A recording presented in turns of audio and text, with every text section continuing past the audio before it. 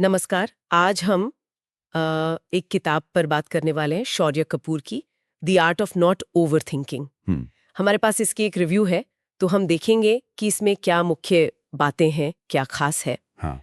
और हमारा मकसद है ये समझना कि ये किताब ओवर थिंकिंग मतलब जो हम जरूरत से ज्यादा सोचते रहते हैं ना, उसको कैसे देखती है और इससे निकलने के लिए क्या तरीके बताती है। क्योंकि हम सब कभी ना कभी अतीत या भविष्य की चिंताओं में उलझ ही जाते हैं, है ना। बिल्कुल बिल्कुल। तो देखते हैं ये किताब क्या कहती है इस बारे में। हम्म।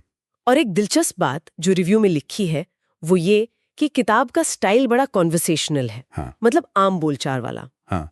चैप्टर्स छोटे हैं, सलाह सीधी है। तो ऐसा लगता है कि जो लोग सेल्फ हेल्प की दुनिया में शायद नए हैं, हाँ, या जिनके पास समय कम है, या जिनके पास वक्त कम है, उनके लिए बढ़िया हो सकती है। तो चलिए देखते हैं इसमें है क्या। रिव्यू के हिसाब से किताब पहले ये समझने की कोशिश करती है कि हम इतना सोचते क्यों हैं आखिर। हाँ। क्या कारण है, जैसे शायद कोई गलत फैसला लेने का डर हो, या परफेक्ट बनने की चाह। हाँ, या लोग क्या कहेंगे, इसकी चिंता, ये सब चीजें। बिल्कुल।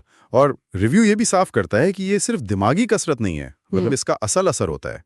जैसे ये आदत एंजाइटी बढ़ा सकती है, तनाव ला सकती है, हम फैसले नहीं ले पाते, आत्मविश्वास कम हो जाता है। रिव्यू में भी लिखा है कि रिश्तों पर भी असर पड़ता है जब हम हर मैसेज का, हर मुलाकात का ओवर एनालिसिस करने लगते हैं। सही कहा। और एक इंटरेस्टिंग पॉइंट रिव्यू में ये है कि किताब बताती है हमारा दिमाग बना तो खतरों को पहचानने के लिए है, लेकिन आजकल की दुनिया में वो अक्सर बेवजह ही खतरे ढूंढता रहता है, ऐसी प्रॉब्लम्स बना लेता है जो शायद हैं ही नहीं। सही कहा। मतलब हम खुद ही अपने लिए एक तरह का जाल बुन लेते हैं।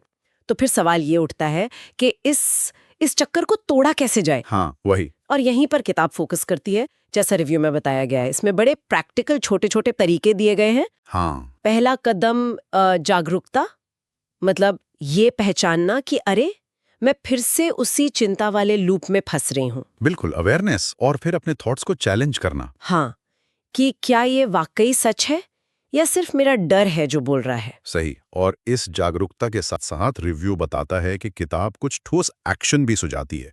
जैसे एक वरी टाइम फिक्स कर लेना।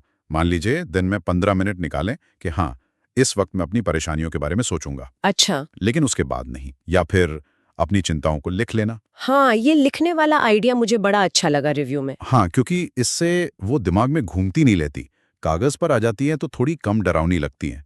किताब इस बात पर भी जोर देती है रिव्यू के अनुसार कि कभी-कभी ठीक-ठाक फैसला ले लेना बेहतर है, बजाय परफेक्ट की तलाश में अटके रहने के। हाँ, बिल्कुल। परफेक्शन के चक्कर में फंसे रहने से अच्छा है गुड इनफ डिसीजन ले लो। सही बात है। और ये लिखने वाली बात तो कई बार सिर्फ लिख लेने से ही लगता है जैसे बोझ हल्का हो गया है।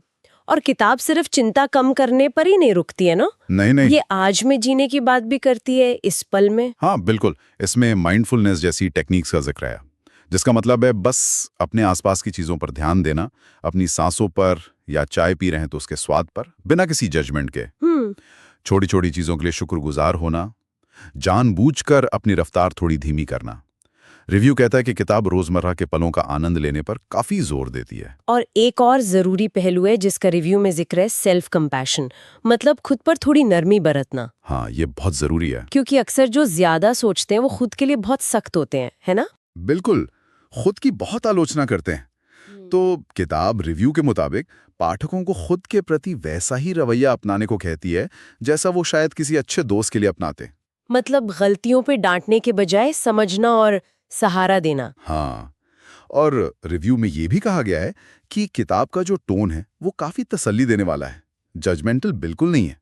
तो अगर हम रिव्यू के हिसाब से देखें तो किताब की ताकत इसकी सिंप्लिसिटी है। हाँ, और प्रैक्टिकल अप्रोच। रोजमर्रा की जिंदगी से जुड़ी बातें हैं, जैसे सोशल मीडिया देखकर जो एंजाइटी होती है, या FOMO, fear of missing out. भाषा आसान है, चैप्टर्स छोटे हैं। रिव्यू में कुछ रीडर्स के हवाले से लिखा है कि उन्हें कुछ पन्ने पढ़कर ही दिमाग शांत महसूस हुआ। लेकिन रिव्यू इसकी कुछ सीमाएं भी बताता है। मतलब कुछ लोगों को लग सकता है कि बातें थोड़ी रिपीट हो रही हैं। अच्छा। हालांकि दूसरों के लिए शायद यही दोहराव कॉन्सेप्ट को पक्का करने में मदद करता हो।